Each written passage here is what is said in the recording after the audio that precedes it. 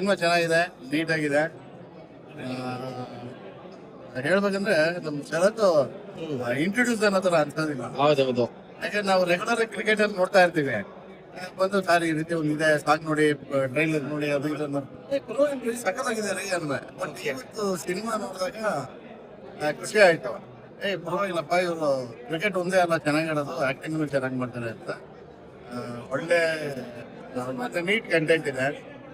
Talent ಅವ್ರಿಗೆ ಬೆಲೆ ಯಾವತ್ತೂ ಕೊಡಬೇಕು, ದುಡ್ಡಿರೋರ್ಗೆ ಮಾತ್ರ ಅಲ್ಲ, ಟ್ಯಾಲೆಂಟ್ ಬೆಲೆ ಕೊಡಬೇಕು ಅನ್ನೋದಕ್ಕೆ.